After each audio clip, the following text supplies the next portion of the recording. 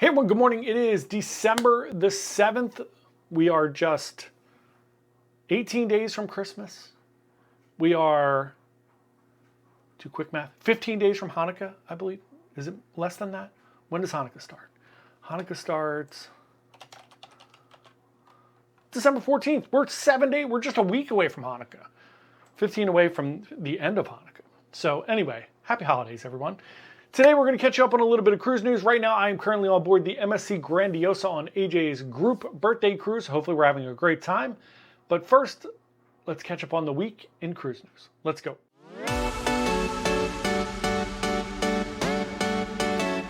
Hey everyone, John here from Byte Size Cruises. Welcome back to the channel. Today we're going to get you all caught up in what happened in cruise news this week. Remember, for the most part, we try to keep, I haven't said this in a long time, we try to keep things positive around here. I don't really cover a ton of the like, hey, this person jumped overboard, this person got murdered. I try to keep away from those things. Those things happen. They happen everywhere in life. There are plenty of people on the internet talking about them, so let them have those. I try to keep it a little more uplifting here.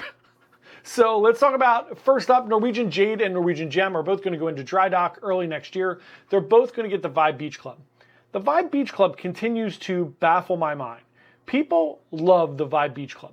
I get a little bit of it. I get that there's no kids there. That's a big sell for me. I love that.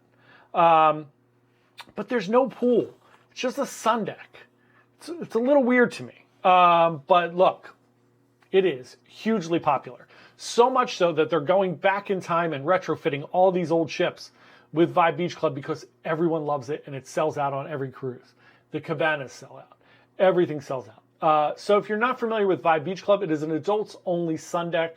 There are some hot tubs. Usually there are nice loungers there. It's a good vibe, so to speak. If you've ever been to the Vibe Beach Club, it's a great hang. Everybody there is just trying to have a nice time. They're enjoying themselves. I find it to be a very friendly crowd that's in the Vibe Beach Club, and they're just trying to get the hell away from kids. So I guess that's the big kind of sell for it.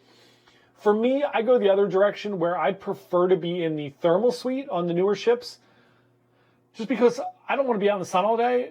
So for me, I like the peace and quiet and the adults only area of the thermal suite where you can kind of be inside. I could read, I can relax. But everybody's got their own thing, right?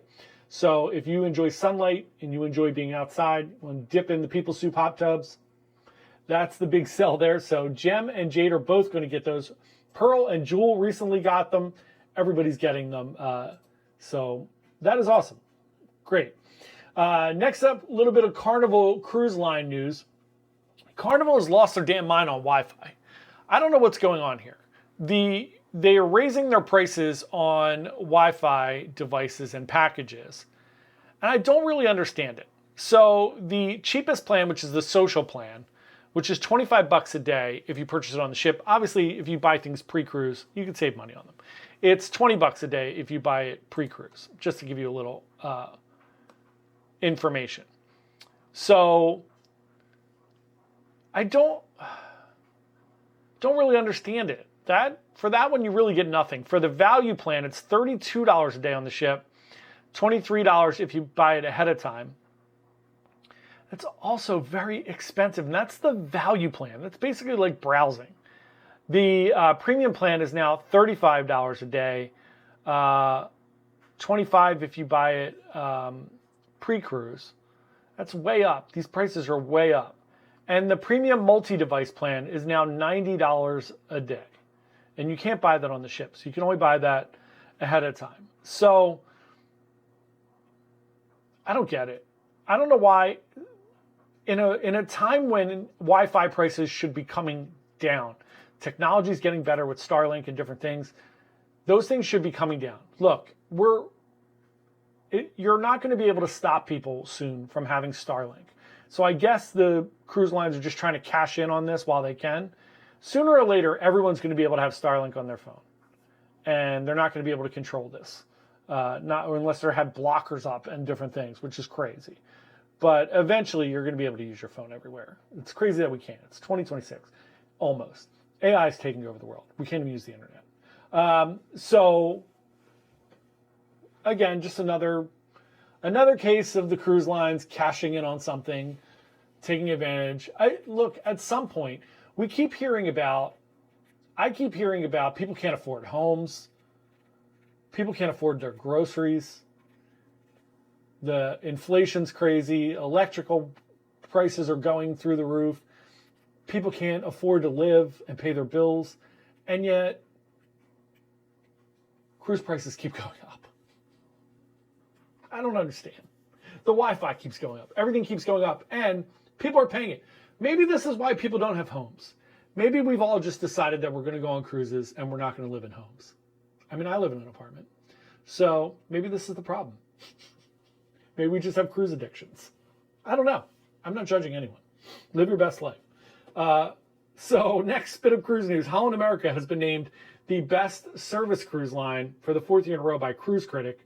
This is awesome. I talked about it last night on our live stream. It's Thursday for me. It's Sunday for you. I haven't been on Holland America in a while, so I want to try to get on Holland America in the next year or so and check it out. I feel like I'm doing it a disservice. Next up, Port Canaveral has once again become the busiest cruise port. It's a little bit of a weird one. So they're getting a huge expansion down there. It is definitely not the biggest cruise port. So Miami is obviously bigger than Port Canaveral. But a lot of ships stop in Port Canaveral. A lot of ships don't stop in Miami. A lot of ships leave and come back to Miami. So Port Canaveral is more of a hub where people are checking in and checking out of there. So if you leave from New Jersey or New York, a lot of times you're going to stop there on your way down to the Bahamas so that they can refuel, grab provisions, different things like that at a port that nobody wants to go to. You know, you get it. So it is busy in that perspective, but it's not the busiest from like an embarkation, disembarkation standpoint. Still very, very cool. Next up, let's talk about the Philly cruise port. This is one of the weirdest stories ongoing here for me. So we're from Philadelphia, obviously. I live here in Philly.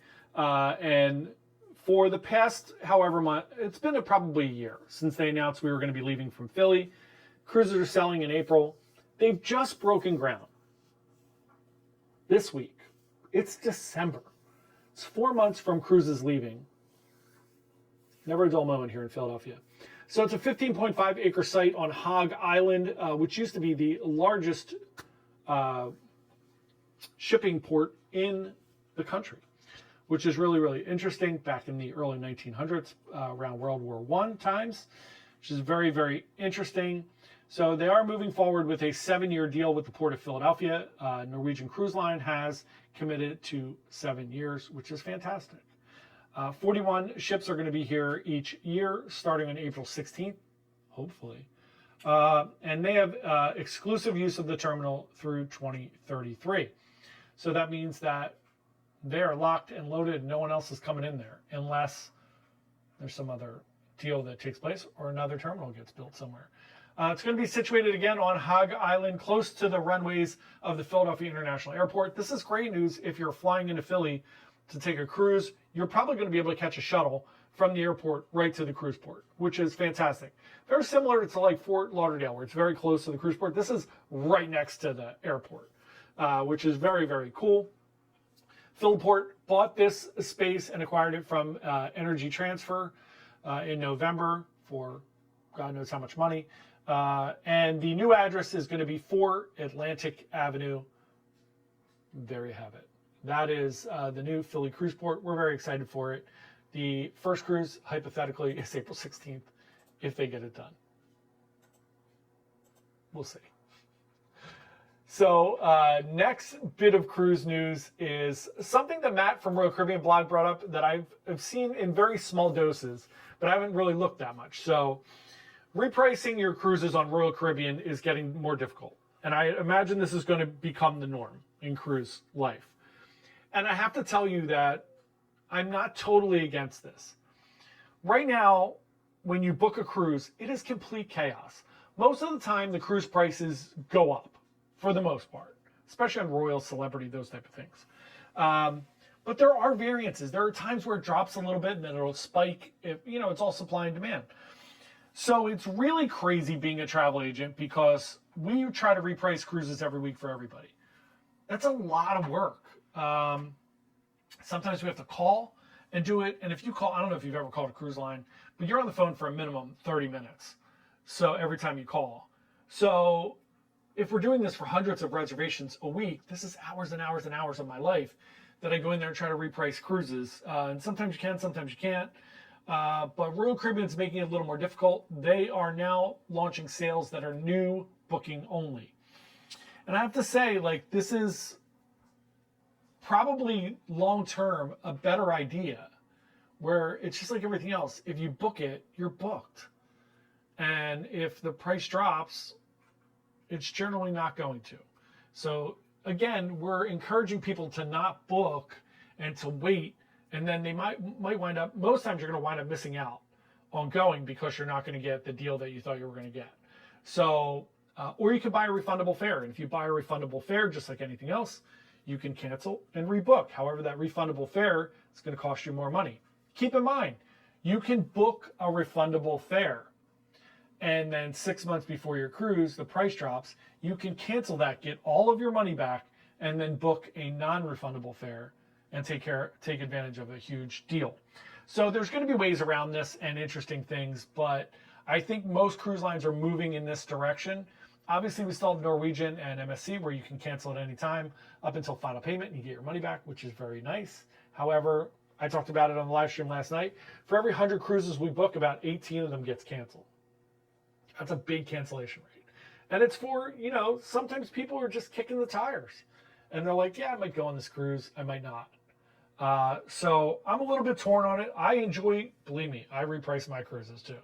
So I enjoy repricing them and getting a better deal, as we all do. But it does create a ton of chaos for us, for sure, which is fine. But I'm sure it creates a lot of chaos for the cruise lines as well. So it's really interesting. We shall see what happens in the future with all of these different cruise lines. I'm not sure what they're going to figure out.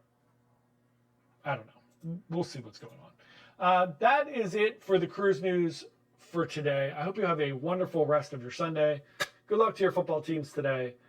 Have a wonderful day and happy cruising. See y'all.